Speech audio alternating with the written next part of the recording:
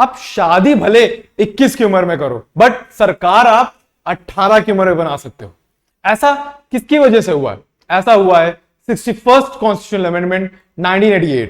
ठीक, आज हम लोग क्या देख रहे हैं? आज हम लोग हमारी जो इलेक्शन के ऊपर सीरीज शुरू हुई है, इसका सेकेंड पार्ट है, जिसमें हम ये देखेंगे कि एज एन वोटर आपको कैसे रजिस्ट्रेशन करवाना है और कहां पे कैसे आपको डिस्क्वालीफाई किया जा सकता है एज अ वोटर। ठीक, बिना देरी के शुरू करते हैं। वोटर रजिस्ट्रेशन एलिजिबिलिटी की बात करें तो under article 326 of the constitution of India आप देख रहे हो कि भाई वोटिंग राइट्स जो है आपको देख रहे हो 21 ईयर्स के बाद 21 ईयर्स पे दी जा रही थी, बट 61st कॉन्स्टिट्यूशनल अमेंडमेंट में क्या कर दिया गया? इसको रिड्यूस कर दिया गया 18 ईयर्स ऑफ एज। ठीक, यानी कि आप 18 साल की उम्र में आप वोट कर सकते हो, आप सरकार बना सकते हो और अपने देश का भविष्य बचा सकते हो। समझ गए? फिर बात करते हैं एलिजिबल वोटर्स को क्या करना पड़ेगा? उनको एज अ वोटर रजिस्टर करवाना पड़ेगा। कहां पे? इलेक्शन कमीशन ऑफ इंडिया के पास, ताकि आप क्या हो सको? रजिस्टर हो सको। ठीक, फिर वोटर आईडी कार्ड, जिसको हम एपिक बोलते हैं, जो होता है इलेक्टर्स फोटो आइडेंटिटी कार्ड, जिसमें आपके आपके वोटर कार्ड में आपकी फोटो होती है। वो एक तरीके से क्या होता है? आपका आईडी कार्ड होता है, जो कि इलेक्शन कमीशन आपको प्रोवाइड करेगा। उसको लेके जाने के बाद आप क्या कर सकते हो? वोट कर सकते हो अपनी कॉन्स्टिट्यूएंसी में। अब बात करें, वन रजिस्ट्रेशन होता है हर पर्सन का अपनी एक कॉन्स्टिट्यूएंसी में, मतलब आप कहीं पे भी एक कॉन्स्टिट्यूएंसी में रजिस्टर होने चाहिए। यानी कि जैसे कि हमारे प्रधानमंत्री मोदी की बात करें, मोदी जी की बात करें, वो कहां पे? वो रजिस्टर्ड होंगे। हो सकता है गुजरात में वो रजिस्टर्ड हो, बट वो इलेक्शन कहां पे लड़ रहे हैं? वो इलेक्शन लड़ रहे हैं यूपी से। यानी कि आप इलेक्टर कहीं के भी हो सकते हो, आप चुनाव कहीं पे भी लड़ सकते हो। ये भी क्या है? एक तरीके से खूबसूरती है हमारे भारत की। समझ गए? यानी कि आप क्या कर सकते हो? एक रजिस्ट्रेशन आप कहीं पे भी करवाओ, बट आपका क्या होना चाहिए?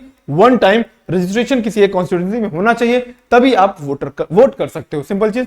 अगर बात करें डिस्क्वालिफिकेशन की, तो डिस्क्वालिफिकेशन हमारे आरपीए एक्ट, जिसको हम बोलते हैं पीपल्स रिप्रेजेंटेशन ऑफ एक्ट, जिसकी बात करते हैं रिप्रेजेंटेशन ऑफ पीपल एक्ट 1950 के अंदर ये बोला गया है कि कैसे आप डिस्क्वालीफाई हो सकते हो। अगर आप सिटीजन ऑफ इंडिया नहीं हो तो आप कॉमन सेंस से डिस्क्वालीफाई हो जाओगे। किसी भी वजह से आप सिटीजन ऑफ इंडिया, मान लीजिए आपसे सिटीजनशिप ऑफ इंडिया छीन ली गई हो, ठीक है, या आपने अपना घर विदेश में किसी देश को चुन लिया हो और आप इस देश के सिटीजन नहीं हो, तब आप यहां पे वोट नहीं कर सकते हो।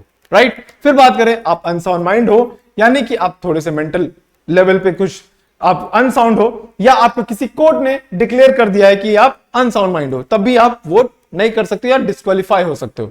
ठीक, फिर बात करें तीसरी चीज क्या है? तीसरी चीज क्या है कि अगर आप डिस्क्वालीफाई हो किसमें? किसी लॉ जिसमें आप कोई भी करप्ट प्रैक्टिसेस कर रहे हो, मान लो आप करप्शन में लिप्त हो और आपके ऊपर कोई केस चल रहा है जिसमें आपको सजा मिल गई है, जिसमें आप क्या कर सकते हो? वोट नहीं कर सकते हो। या फिर आपने क्या किया है? कोई भी ऐसा ऑफेंस किया है जो कि इलेक्शन से रिलेटेड है। फॉर एग्जांपल, आपने कोई भी मैल प्रैक्टिस की है, आपने किसी रिलीजन के बीच में डिवीजन करने की कोशिश की है इलेक्शन के दौरान, तो आप डिस्क्वालीफाई हो सकते हो। ठीक, यानी कि उसी को हम लोग मॉडल कोड ऑफ कंडक्ट भी बोलते हैं, सबके लिए जो लागू होता है। Right? Name of a person struck down, और इलेक्टोरल रोल से उसका नाम ही बाहर निकाल दिया गया है। यानी कि जो इलेक्टोरल रोल जो आपका इलेक्शन कमीशन ऑफ इंडिया निकालता है, जिसमें हर किसी का नाम होता है, अपना वोटिंग कॉन्स्टिट्यूएंसी होती है, फिर जहां पे आपको वोट करना है उस पोलिंग बूथ का नाम होता है, वो सब अगर बाहर निकल गया है, यानी आप डिस्क्वालीफाई हो चुके हो। तो ये था हमारे पास वो जानने के लिए ये वीडियो थी कि भाई वोटर्स को कैसे रजिस्ट्रेशन करवाना है और वो आप कैसे डिस्क्वालीफाई हो सकते हो। हम लोग आगे देखेंगे कि मॉडल कोड ऑफ कंडक्ट क्या होता है। हम लोग देखेंगे कि इलेक्शन कमीशन ऑफ इंडिया कैसे काम करता है, उसमें क्या क्या ड्रॉबैक्स भी है। ठीक, लगे रहिए और हमारी वीडियोस को देखते रहिए। ये हमारी वीडियो सीरीज का एक सेकंड एपिसोड था, जिसमें हम थर्ड एपिसोड पे जाएंगे, जिसमें बात करेंगे मॉडल कोड ऑफ कंडक्ट की। तब तक के लिए bye bye, take care, thank you.